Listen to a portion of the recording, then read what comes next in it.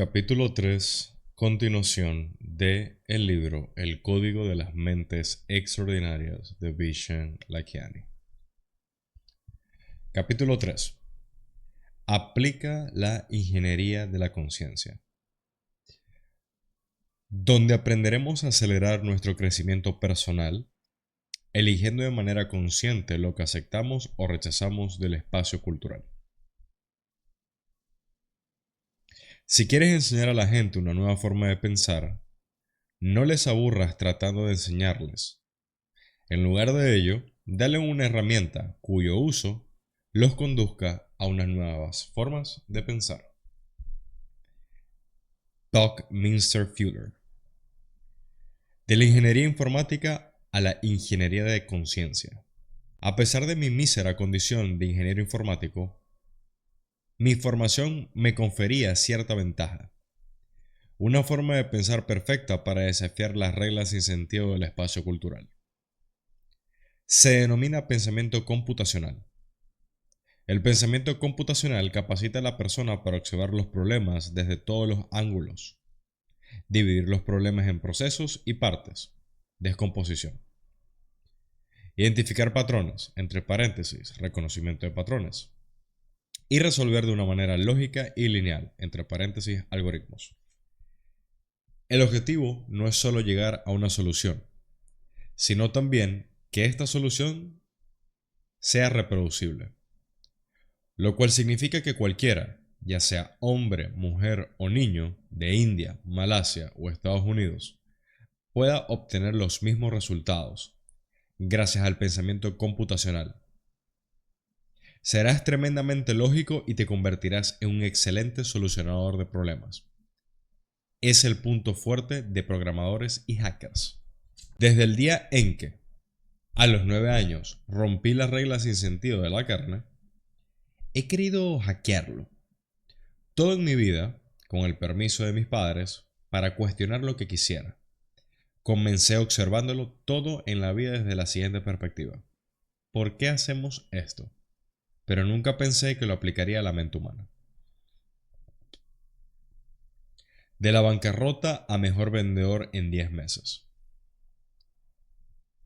Para explicar cómo encontré las herramientas para una vida extraordinaria que vas a descubrir en este y en los siguientes capítulos, tenemos que retroceder unos años en el tiempo. Comencé a interesarme por el desarrollo personal porque estaba pasando por una etapa difícil. En 2001, recién licenciado en la universidad, me mudé a Silicon Valley para lanzar un startup. Tenía 25 años, era la época anterior a Y Combinator, 500 Startups, o cualquier plan de la docena de los planes de financiación destinados a jóvenes ingenieros aspirantes y sueños.com, que llegaría más tarde. El dinero, especialmente cuando se tiene 25 años, no llega fácilmente. De modo que tomé todos los ahorros que tenía, pedí algo de dinero a mi madre y me fui a probar suerte. El tiempo se me echó encima. Unos meses después de mi traslado a Silicon Valley, la burbuja.com estalló. Recuerdo haber leído que en el abril del 2011 fueron despedidas 14.000 personas. La fiesta de despedidos a las que... Vamos a nuevo. La fiesta de despedidos a las que los desempleados acudían para hacer contactos y tomar algo. Se convirtieron en algo habitual. En quiebra y desesperado, envié mi currículum a todos los trabajos que pude encontrar en el sitio web de anuncios clasificado christkiss.org. Pero obtuve 0 respuestas.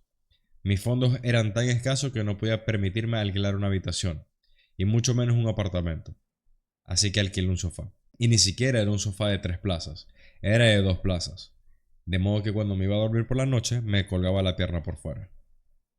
Se lo alquilé a un estudiante de la Universidad de Berkeley, que trataba de optimizar su economía alquilando la pieza de mobiliario que menos apreciaba. En ese sofá de Berkeley y sobre el radiador continuo estaba depositada mi vida entera. Toda mi ropa, mis libros, mi portátil y mis sueños hechos añicos. Resultaba humillante estar en una ciudad universitaria como licenciado con un título de ingeniero informático y darme cuenta de que la mayoría de los estudiantes universitarios vivían allí en mejores condiciones que yo. Por fin un día, después de otro aburrido arrebato de envío de currículums a ofertas de empleo en Craigslist, recibí una contestación. Era una empresa que buscaba vamos de nuevo. Era de una empresa que buscaba gente que llamara por teléfono a bufetes de abogados para venderles software para la gestión de casos. Era un trabajo de venta telefónica y la remuneración era comisión directa. Si no vendía, no comía. La economía estaba tan mal que las startups podían zafarse de pagar el salario base.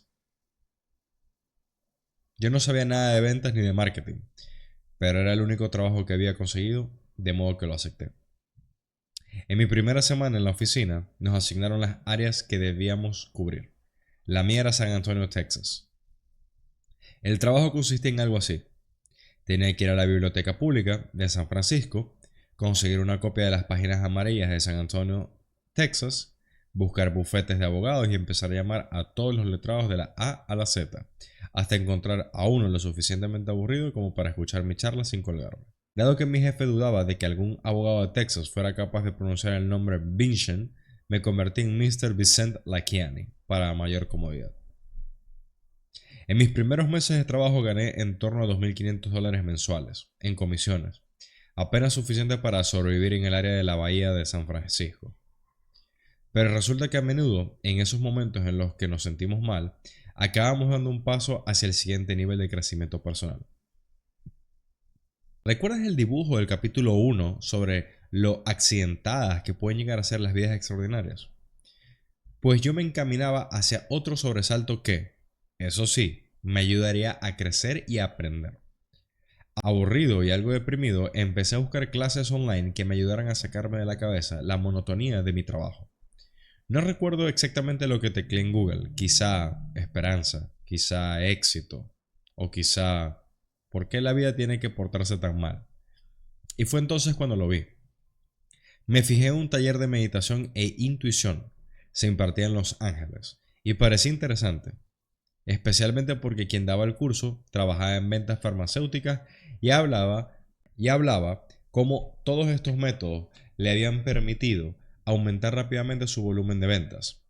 De hecho, de manera algo impulsiva, decidí tomar un avión y acudir al taller. Cuando me presenté, vi que era el único alumno. La meditación no era tan popular como hoy.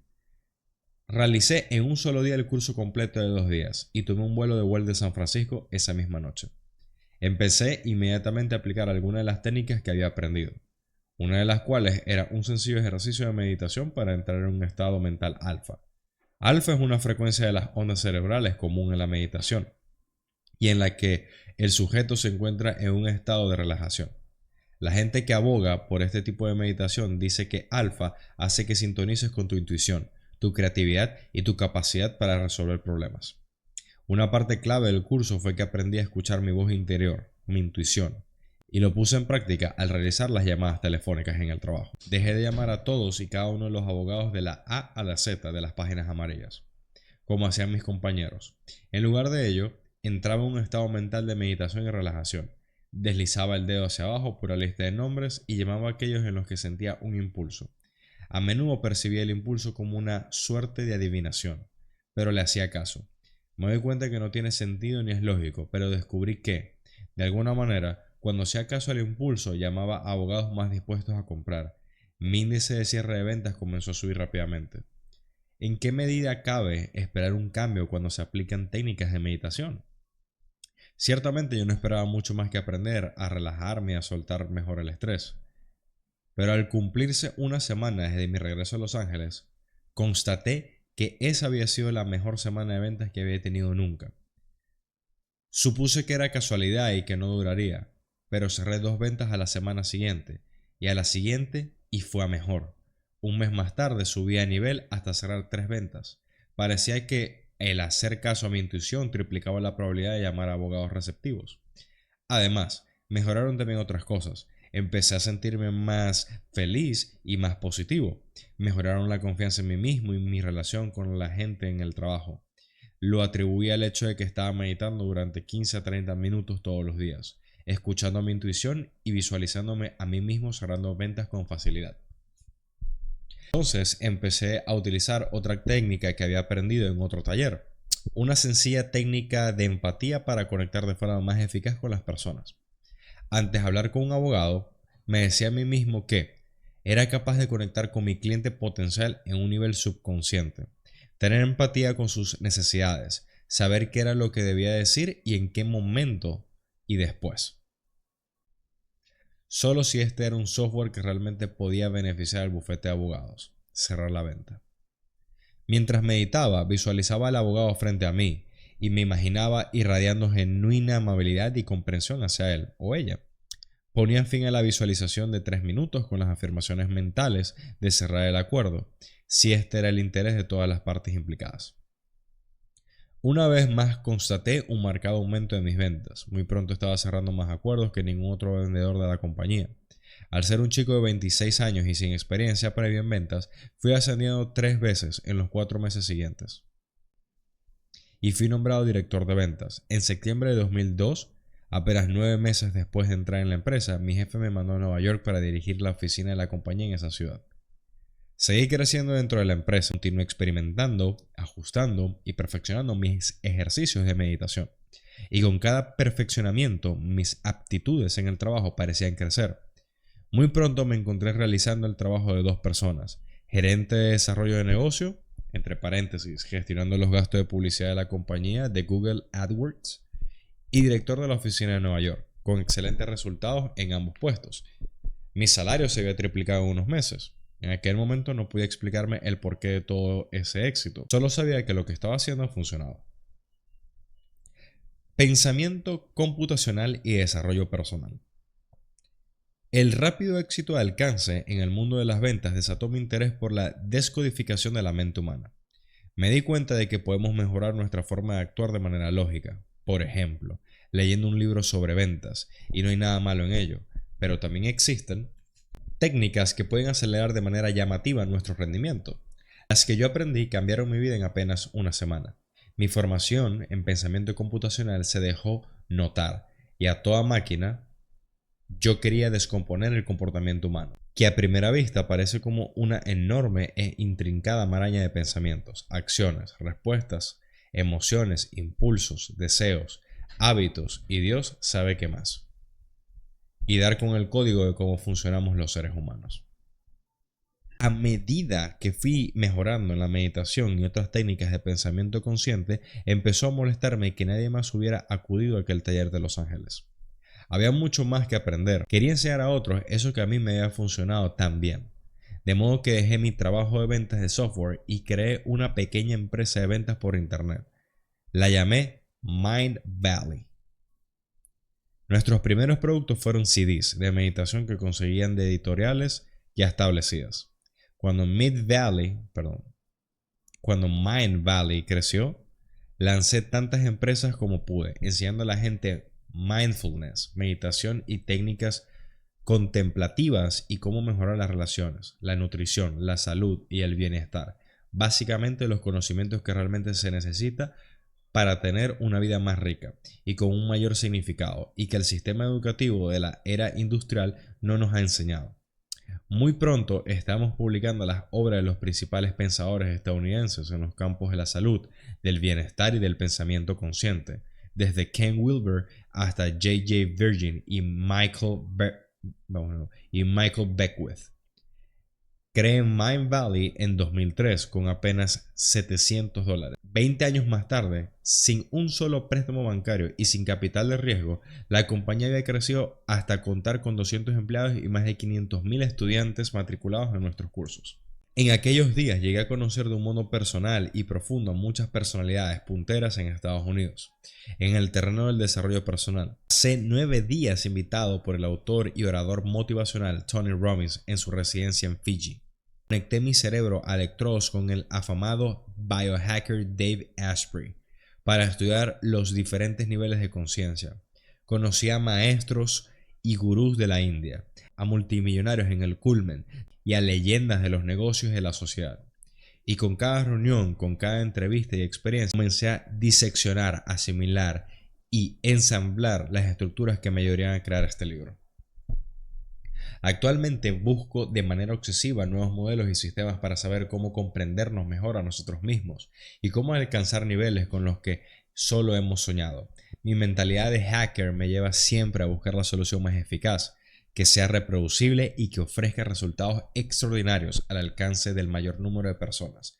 Fue así como desarrollé el modelo que voy a compartir contigo, la ingeniería de la conciencia. Un sistema operativo para la conciencia humana. Si tienes ordenador, cada cierto tiempo tendrás que probablemente instalar un nuevo sistema operativo. Windows 95 dio paso a Windows 8 en el espacio de tiempo de 2 décadas. Y los aburridos ordenadores Macintosh en 1996, que yo utilizaba como estudiante nada más para entrar en la Universidad de Michigan, se dieron el paso al espléndido Mac iOS de nuestros MacBooks actuales. Cada pocos años actualizamos los sistemas operativos para que nuestros ordenadores funcionen más deprisa, mejor y realicen con mayor facilidad tareas de complejidad creciente. Pero, ¿cuántos hemos pensado en hacer lo mismo con nosotros mismos? La ingeniería de la conciencia es como un sistema operativo para la mente humana, y la belleza del mismo reside en que es realmente sencillo. Todo se reduce a 2 puntos. Punto número 1. Tus modelos de realidad, entre paréntesis, tu hardware. Tus modelos de realidad son tus creencias sobre el mundo. En el capítulo 2 hablamos acerca del modo en que la mayoría de las reglas que aceptamos como verdaderas existen dentro de nuestra cabeza. Y, como decía Steve Jobs, fueron introducidas por gente que no es más inteligente que tú. Hoy en día la sociedad humana funciona sobre la base de creencias de nuestros antecesores acumuladas. Nuestros sistemas económicos, la definición de matrimonio, la comida que consumimos, nuestros métodos académicos y laborales. Estas estructuras fueron creadas hace mucho tiempo por personas en escenarios muy diferentes de estos en los que vivimos actualmente. Algunos de nosotros fuimos criados con creencias empoderadas sobre nosotros mismos y sobre el mundo. Sin embargo, la mayoría tenemos también unas cuantas creencias enfermizas, empobrecedoras, que nos frenan en nuestro desarrollo personal. Lo importante es darse cuenta de que independientemente de cuáles sean esas creencias, se ha hecho realidad porque actuamos y pensamos de acuerdo con ellas. De modo que nuestras creencias modelan de verdad nuestro mundo, en un sentido muy real. Así pues, tus creencias te hacen, pero tus creencias no son tú.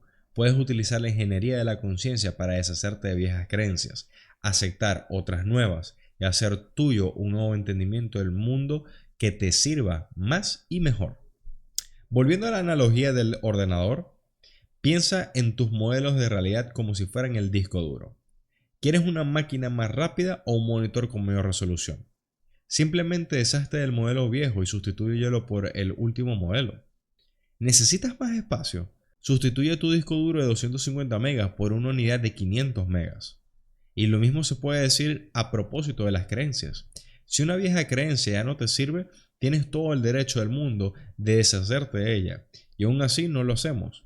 Cuando utilizas el test de las reglas sin sentido para afrontar tus reglas obsoletas y sustituirlas por las reglas que funcionan mejor, estás actualizando tu disco duro para que tu sistema operativo funcione de manera óptima. Trasladado a las personas,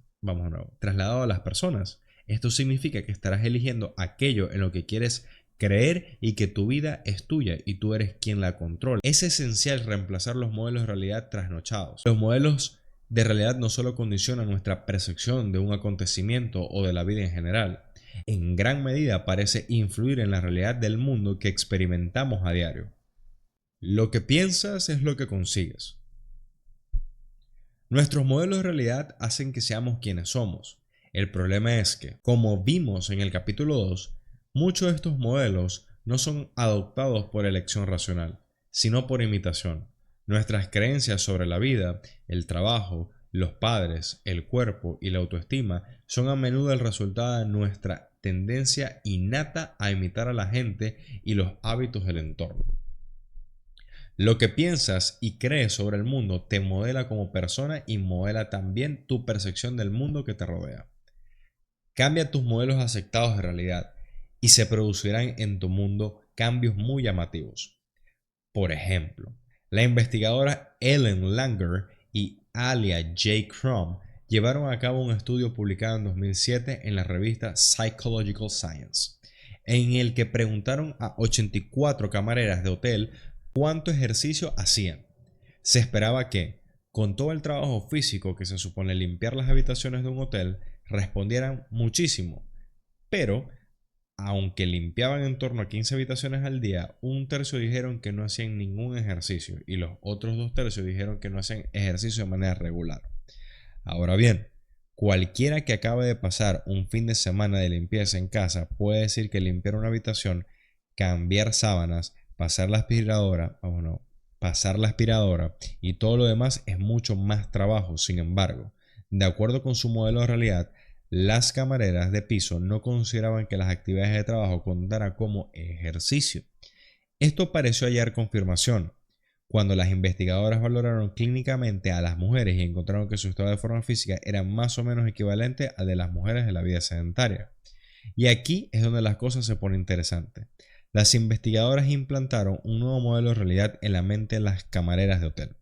Informaron a 44 de las camareras de sus obligaciones diarias, cumplían con las directrices y actividades de los Centros para el Control de Enfermedades, CDC, y superaban las directrices marcadas por las autoridades sanitarias de Estados Unidos.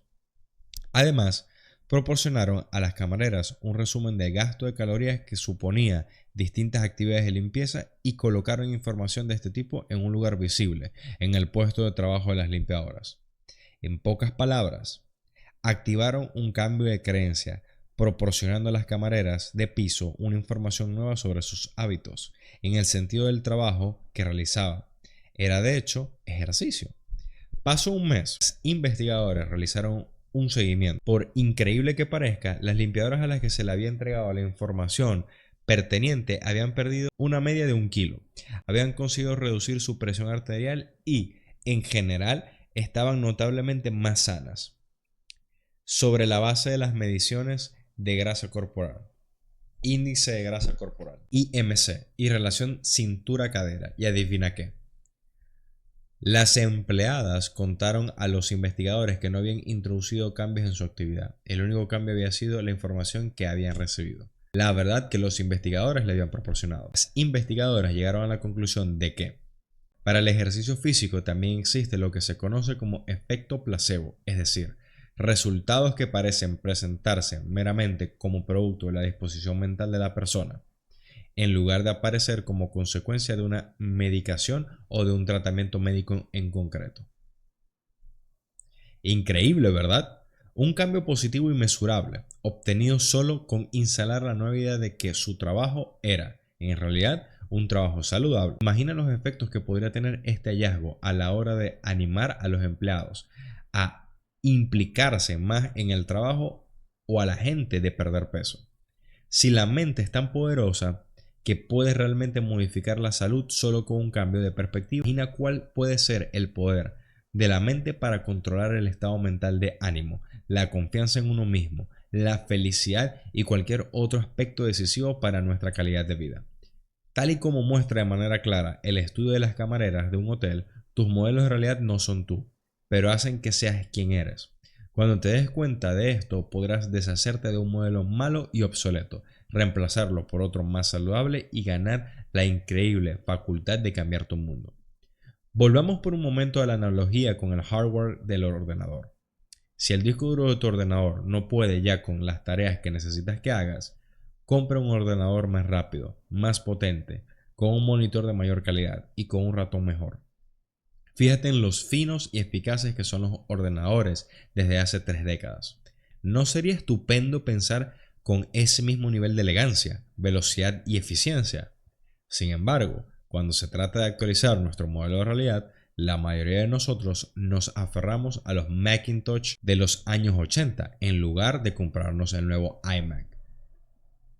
Aguantamos con nuestros viejos modelos y nos negamos a nosotros mismos una mejora. Las camareras de hotel de estudio perdieron peso y ganaron en salud, simplemente porque una nueva creencia se instaló en ellas. ¿Qué sucedería si adoptaras nuevas ideas sobre tu vida amorosa, sobre tu trabajo, tu cuerpo, tu capacidad para hacer dinero? En el siguiente capítulo exploraremos este aspecto. ¿Qué sucedería si adoptaras nuevas ideas sobre tu vida amorosa? Sobre tu trabajo, tu cuerpo, tu capacidad para hacer dinero. En el siguiente capítulo exploraremos este aspecto. En relación con el poder de las creencias, yo he elegido modelos concretos de realidad que me ayudan a mantenerme más sano y más joven. He decidido que voy a vivir hasta que tenga 100 años. He elegido un modelo en el que 7 minutos de ejercicio por la mañana me dan el mismo resultado que horas en el gimnasio.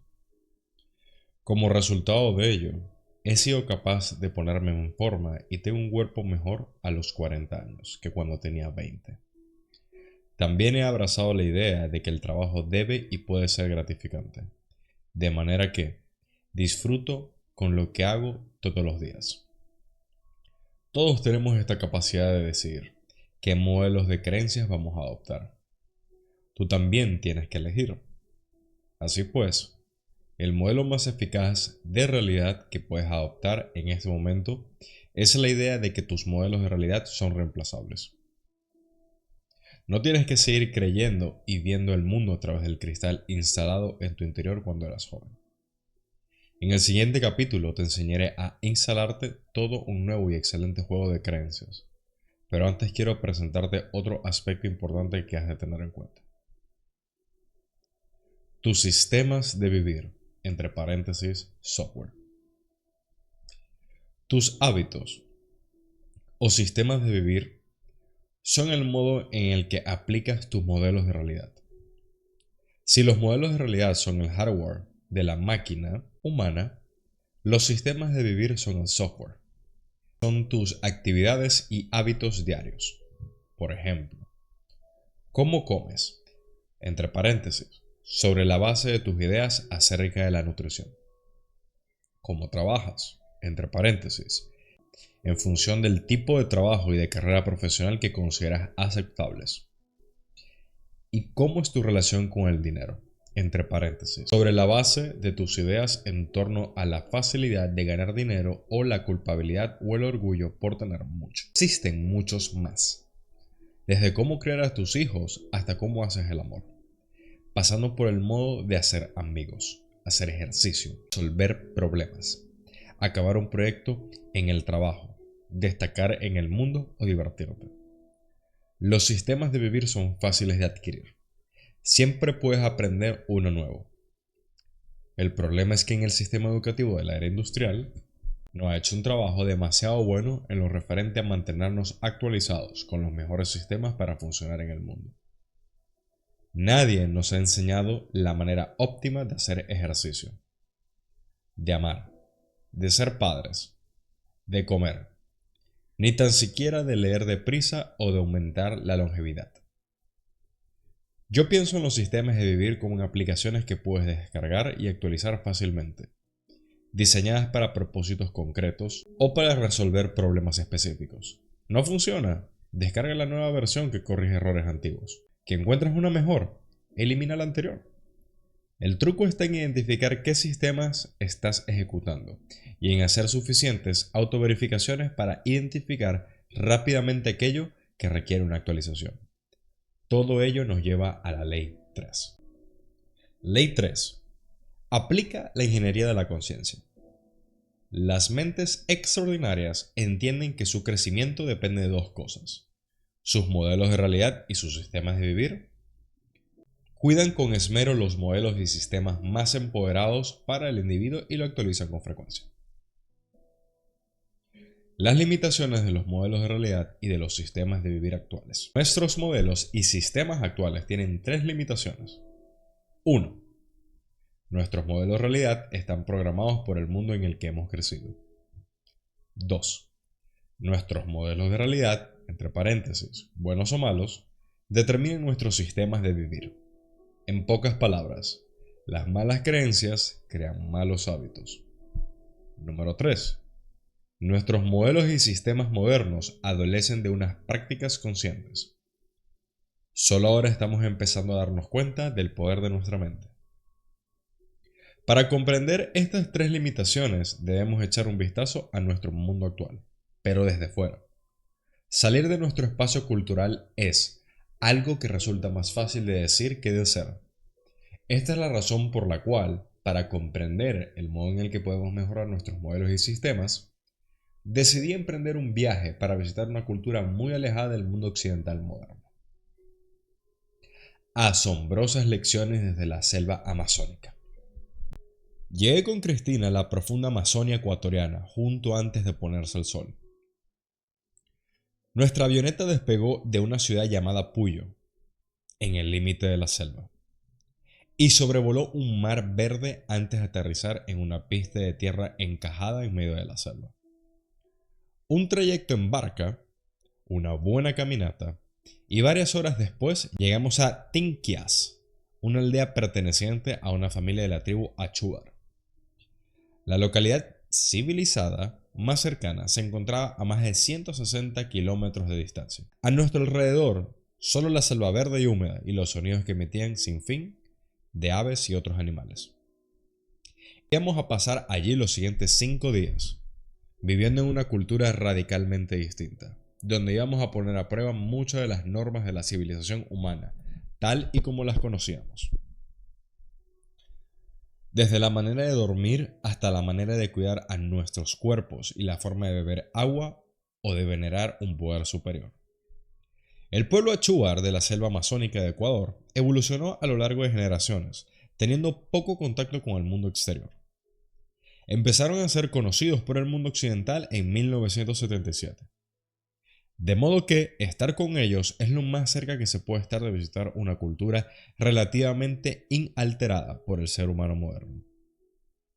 Dada su mínima exposición al espacio cultural moderno, sus modelos de realidad son muy diferentes de los nuestros. No hablo de aspectos convencionales que todos esperamos que otras culturas hagan de modo diferente, como la comida, la ropa, la música y la danza. Me refiero a cosas tan diferentes que si las estuviéramos leyendo en un libro de historia, nos costaría creer que se refieren a seres humanos normales que viven en el planeta hoy día. Muchas verdades que asumimos por absolutas, como beber agua o desayunar, carecen de significado para ellos. Vivir con los Achuar me abrió los ojos. Lo que allí vi cambió profundamente mi pensamiento sobre lo que creo que son verdades aceptables. Lección 1. Nuestros modelos de realidad han sido programados por el mundo en el que hemos crecido. Cuando llegas a la aldea, te apetece un baño y un buen trago de agua. Puedes bañarte en la charca que hay cerca, pero si quieres beber agua, no estás de suerte. Porque el agua en la que te bañas, donde toda la gente de la tribu se baña y nada, es la única agua que existe en los alrededores. Y está llena de bacterias que no es prudente ingerir. Nosotros, hombres civilizados, damos por hecho que todos los seres humanos beben agua. Podrías incluso considerar que esta es una verdad absoluta, como comentamos en el capítulo 1. Pero los Achuar han desarrollado un brillante recurso frente al hecho de que en su tierra no hay agua potable. Las mujeres recolectan, hierven y machacan raíces de yuca, y después mastican repetidamente la raíz y escupen la pasta masticada en un bol. Mezclan esta pasta de yuca y saliva con agua de la charca y la dejan reposar varios días. La mezcla fermenta y produce alcohol, que mata las bacterias. Lo que se obtiene no es agua, sino chicha, una suerte de cerveza preparada a partir de raíz fermentada con los escupitajos de las mujeres de la tribu. Cada mujer tiene su propio macerado que prepara para su marido. Entre paréntesis, los hombres pueden tener más de una mujer. Y los niños. El macerado de cada mujer sabe distinto. En función del sabor de su saliva, las mujeres pasan varias horas todos los días masticando y escupiendo para preparar la chicha, mientras los hombres van a cazar. Es un valioso trabajo, pues eso es todo cuanto se bebe en la tribu. ¿A qué sabe la chicha? Pues bien, a mí el sabor me pareció realmente horrible, pero porque no estaba preparado para apreciarlo. Para los Achuar, sabe deliciosa y los hombres llegan a casa después de cazar deseando un buen trago. A nosotros puede parecernos raro, pero para ellos es totalmente normal. Y es como sobreviven en uno de los lugares de la Tierra donde vivir es todo un reto. ¿Es normal beber agua? Lo es para la mayor parte de la humanidad. Pero para los Achuar, beber agua es inusual y desagradable. Nuestra definición de lo que es normal no es otra cosa que lo que está programado en nosotros. Lo que contemplamos como nuestra cultura no es en realidad más que una peculiaridad de la historia. No está ni bien ni mal. Del mismo modo que la forma de vivir de los Achuar no está ni bien ni mal. Nuestra cultura es el resultado de miles de años de las ideas que han ido emergiendo, chocando, disolviéndose y luchando por imponerse. Pero una cosa puedo asegurarte, nuestra cultura no es consecuencia de pura elección racional. En muchos sentidos, ha tomado forma simplemente por imitación y casualidad. Aún así nos aferramos a nuestra cultura, a lo bueno y a lo malo, como si fuera la única manera de vivir. Cuando observas a los Achuar por un lado y a los hombres que consideramos civilizados por otro, te das cuenta que de prácticamente cualquier aspecto de la cultura humana, de la vida tal como la vivimos día a día, es maleable, está en nuestro alcance, bajo nuestro posible control y es susceptible de cuestionamiento. Lección 2. Nuestros modelos de realidad, buenos o malos, determinan nuestro sistema de vivir. Los Achuar no tienen un modelo de realidad para Dios, a la manera de la mayoría de los seres humanos. Para ellos, los animales y las plantas poseen alma humana, y esas almas tienen la capacidad de comunicarse a través del lenguaje y de señales para comunicarse con este mundo. Beben ayahuasca, una droga natural a base de plantas, que induce vivas visiones y experiencias metafísicas. Decidí vivir la experiencia de la ceremonia de la ayahuasca con un chamán que estaba de visita en la aldea en la que nos encontrábamos. Me arrodillé en una plataforma ante él. En la oscuridad no podía verle la cara, solo veía el destello de las hojas de tabaco que fumaba. Fue un momento surrealista, como viajar siglos atrás en el tiempo, hasta una cultura ancestral. El chamán murmuró algunas palabras, me echó el humo a la cara, me dio unos golpecitos con una rama y después me dio a beber un traguito de la preciada ayahuasca. Por un momento todo parecía ir bien. Después, de repente, sentí un insoportable dolor en el estómago. Caí de rodillas al sentir el dolor. Saqué la cabeza por encima del borde de la plataforma y comencé a vomitar de manera violenta, mientras mis guías me sujetaban por los brazos y las piernas para que no me cayera. Al cabo de unos 4 o 5 minutos dejé de vomitar, pero me encontraba tan débil que apenas podía caminar. Me ayudaron a llegar a una hamaca. En cuanto cerré los ojos, todo cuanto pude ver fueron fractales. Era como si el mundo no fuera otra cosa que una serie de triángulos de colores interconectados, girando, dando vueltas, fundiéndose. Cuando abrí los ojos y me giré hacia un lado para contemplar la selva, los árboles parecían enormes monstruos amistosos, de los que aparecen en las ilustraciones del libro Donde viven los monstruos, de Maurice Sendak. Era como si la frase de Sendak, que empiece la juerga salvaje, estuviera de algún modo marcada en mi cerebro. No sé cuánto tiempo me quedé mirando los árboles monstruo, antes de sentir el deseo urgente de dormir. Pero al cerrar los ojos entré de nuevo en un hipnotizador mundo de fractales danzantes que componían formas aleatorias. Al principio sentí miedo, pero el miedo se convirtió luego en una sensación de paz sublime. Me sentí en unidad con la selva, los árboles, la humedad, el cielo. Era una hermosa sensación de estar absolutamente en el presente, sin importar el pasado ni el futuro. Me sentía bien por estar vivo. Después me quedé dormido. Desperté cuando ya había amanecido y me uní al resto del grupo para comer y comentar nuestras experiencias. Las creencias de los Achuar en el alma del bosque les había llevado a su sistema a experimentar lo divino a través de la ayahuasca. De forma similar, muchos de nuestros sistemas de vivir son fruto de la evolución de nuestra cultura, en respuesta a determinadas creencias del momento. Pero en los tiempos modernos, esos sistemas evolucionan hacia hábitos. Simplemente por eso, por hábito. Llevamos haciendo ciertas cosas tanto tiempo que ni siquiera sabemos por qué empezamos a hacerlas. Aceptamos nuestros sistemas actuales como las cosas son así. Pero has de mirar más en profundidad y entonces verás que estos sistemas arrancan de creencias procedentes del pasado y que los hechos absorbidos con la cultura en cuyo seno fuimos criados. Lección 3. Nuestros modelos y sistemas modernos son defectuosos en cuanto a ejercicio consciente. Muchos de nuestros modelos y sistemas se basan en aspectos puramente físicos de la vida. ¿Qué comemos? ¿Cómo cuidamos nuestro cuerpo? ¿Cuánto ejercicio hacemos? Y así sucesivamente. Pero hasta muy poco no se había producido prácticamente ninguna innovación en los sistemas que mejoran el modo en el que funciona nuestra mente y nuestro espíritu. Los Achuar se despiertan todos los días a las 4 de la mañana y se reúnen como tribu alrededor del fuego para beber un tipo de té llamado Wayusha.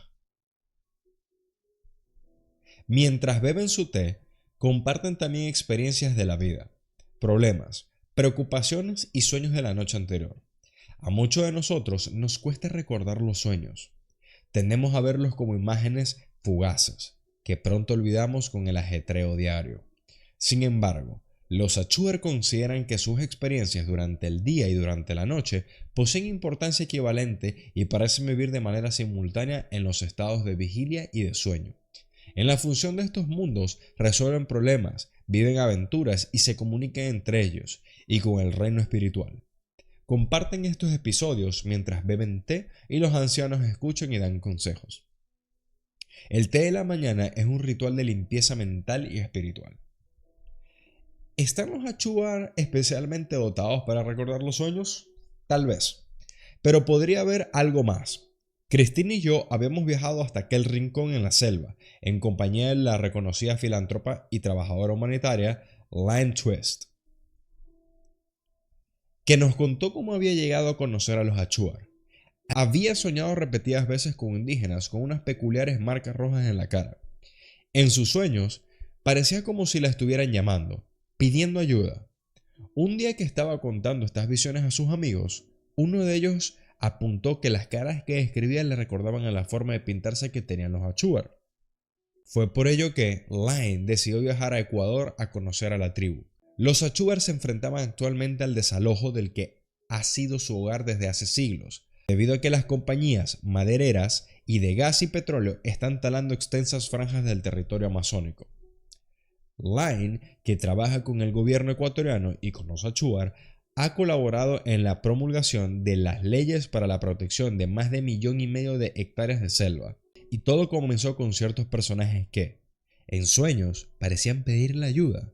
¿Son los sueños algo más de lo que nosotros, en nuestro mundo moderno, consideramos que son?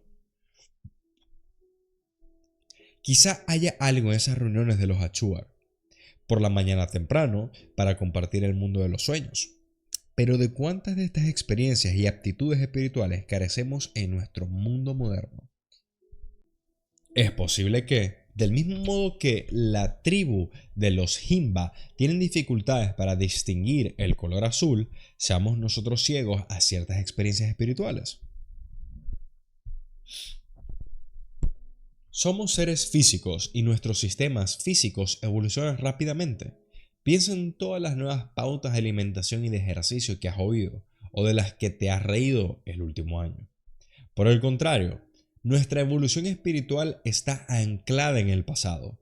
Muchos de nosotros no estamos satisfechos con el dogma de la religión convencional. Eso no es nada nuevo, pero ha sido solo en tiempos relativamente recientes cuando nos hemos dado cuenta de que el espacio espiritual es amplio y variado y ofrece muchas opciones, aparte de la participación en la religión de la familia. Creo que nuestros sistemas espirituales necesitan una importante revisión. Por eso me impresionó tanto el ritual matutino de los Achuar, de compartir sus sueños y de limpiar sus mentes mientras bebían aquel té depurador de sus cuerpos. En los siguientes 2 capítulos hablaremos sobre el desarrollo de nuevos modelos y sistemas para ayudar a la mente a reencontrarse con el cuerpo. La singularidad de la cultura. Podríamos considerar que llevan una vida extraña, pero para los Achuar nosotros somos los extraños. Nosotros somos los que corremos hacia trabajos estresantes, dejando que otros cuiden de nuestros hijos. Pasamos la mayor parte del día sentados delante de una pantalla iluminada. Después hacemos ejercicios como locos para quemar las calorías que hemos consumido el día anterior. Metemos a nuestros ancianos en residencia y después nos preocupamos por cómo les estarán cuidando. Tomamos pastillas para no sentir miedo y otras emociones que consideramos negativas. Bebemos pociones para mantenernos despiertos. Después tomamos pastillas para dormir. Comemos y bebemos demasiado, en parte porque tenemos más de lo que necesitamos y en parte porque estamos estresados.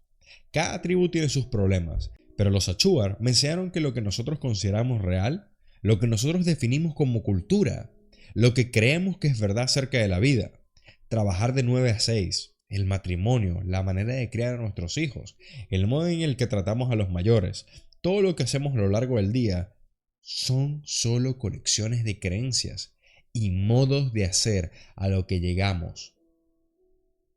En fin, en algún momento parecieron buenas ideas. Cuando eres consciente de esto, también adquieres la capacidad de trascender y superar estos hábitos culturales. ¿Cómo elevar nuestra apuesta interior? En una ocasión conocí a un hombre considerado por muchos como una de las mentes más brillantes de nuestros días. Se trataba de Ken Wilber, el escritor académico más traducido de Estados Unidos, habiendo traducido sus 25 libros a unos 30 idiomas. Wilber es el creador de una filosofía enormemente englobadora llamada teoría integral, que es una suerte de teoría sobre todas las cosas que unifica las disciplinas de estudio culturales, antropología, teoría de los sistemas, psicología de desarrollo, biología y espiritualidad, por nombrar algunas.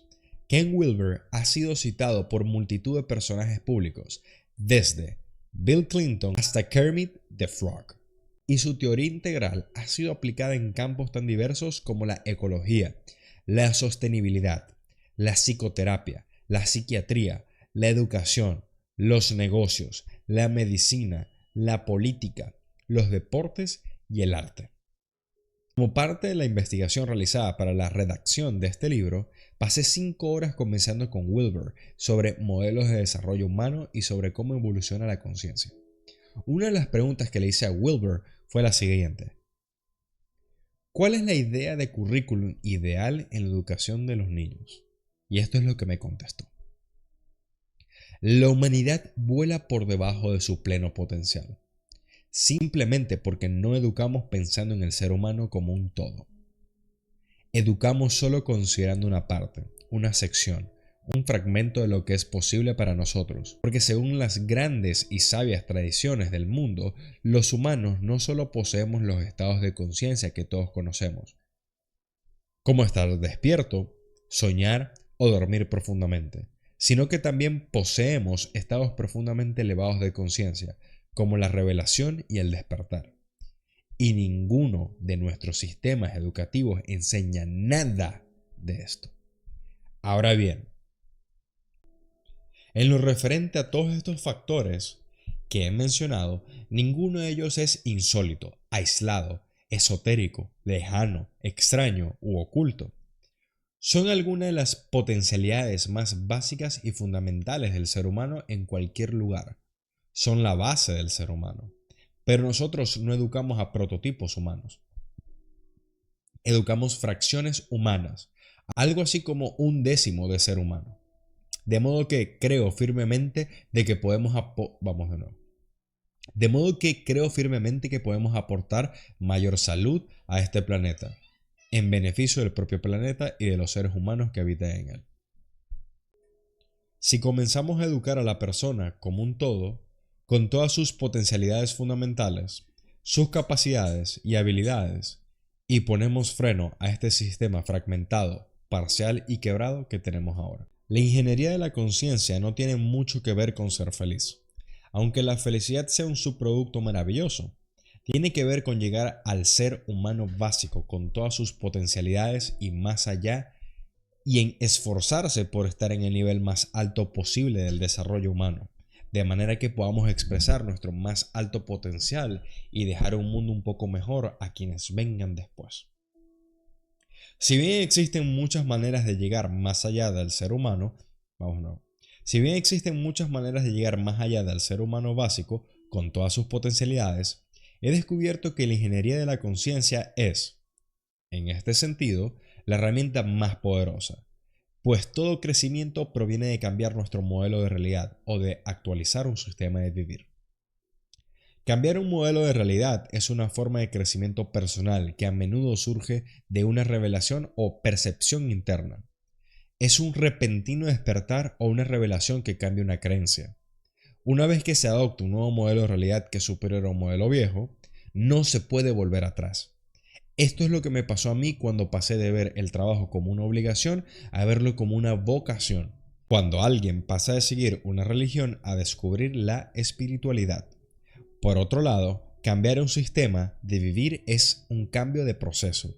Es la actualización paso a paso de un método, como cuando pasas de usar la bicicleta a conducir un coche como medio de movilidad. Una vez que hayas comprendido el enfoque de la ingeniería de la conciencia, podrás contemplarte a ti mismo como un sistema operativo perfectamente ajustado para instalar un nuevo hardware, entre paréntesis, modelo de realidad, o nuevas aplicaciones, entre paréntesis, sistemas de vivir, cuando sea necesario. No desarrollas apego por los que tienes, porque sabes que siempre se están descubriendo otros nuevos y mejores. En pocas palabras, te ves a ti mismo siempre abierto al cambio y al crecimiento. ¿Cómo acelerar tu velocidad de aprendizaje? La ingeniería de la conciencia te prepara para aprender y crecer mucho más deprisa, porque crea un mapa mental en tu cerebro. En una ocasión le preguntaron a Elon Musk en reddit.com cómo aprende tan deprisa. Él contestó: es importante considerar el conocimiento como una suerte de árbol semántico. Asegúrate de entender los principios fundamentales, es decir, el tronco y las ramas principales, antes de pasar a las hojas, detalles, o no habrá nada que colgar de ellas. Cuando pienses en tu crecimiento personal, piensa en la ingeniería de la conciencia como si fuera ese tronco. Las dos grandes ramas principales son modelos de realidad y sistemas de vivir.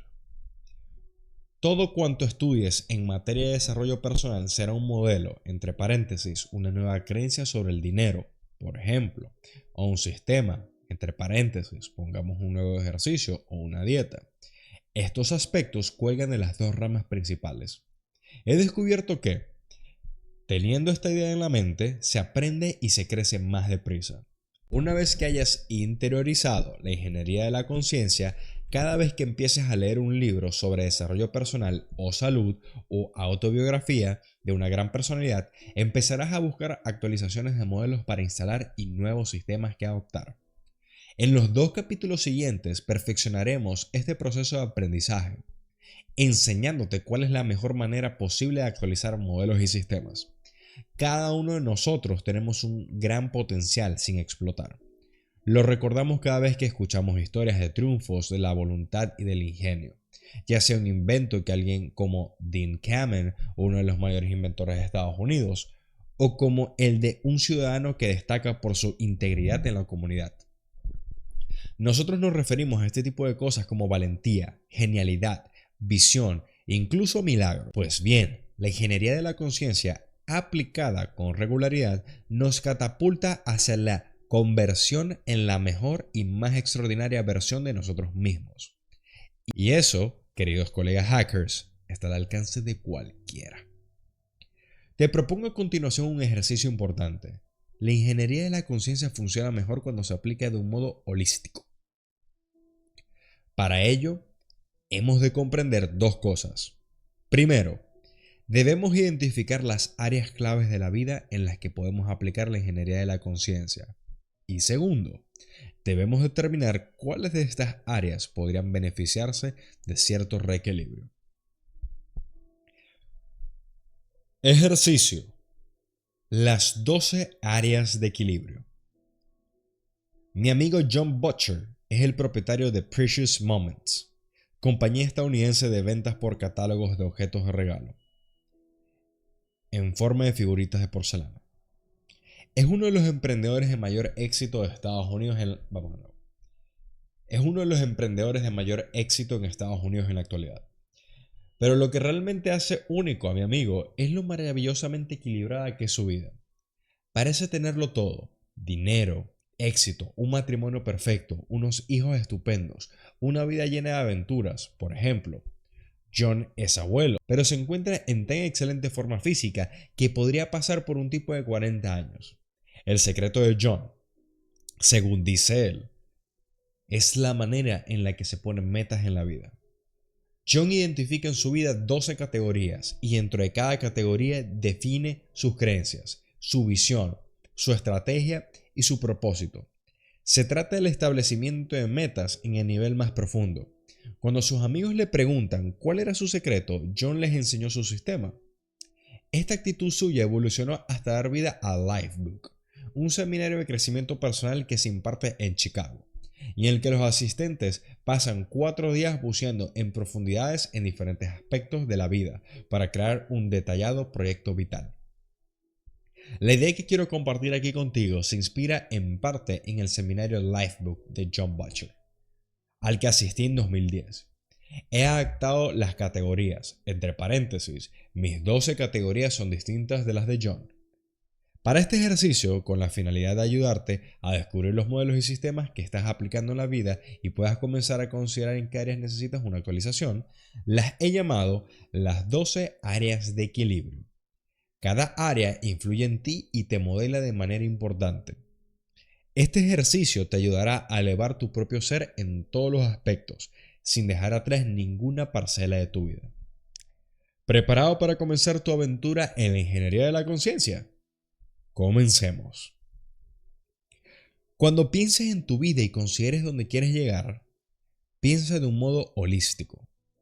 Demasiadas personas viven una vida sin equilibrio. Puede que tengan mucho dinero, pero unas malas relaciones familiares. Tal vez se encuentran en una increíble forma física y muy sanos, pero viven asfixiados por las deudas. O puede que su carrera profesional esté plagada de éxitos, pero tengan el corazón roto y se sientan solas. Una vida extraordinaria presenta equilibrios en todos los niveles. Pensar de un modo holístico te ayudará a estar seguro de que no acabarás ganando en un área y perdiendo en otra. Yo utilizo las 12 áreas de equilibrio para mantener la quilla en posición y ahora te toca a ti.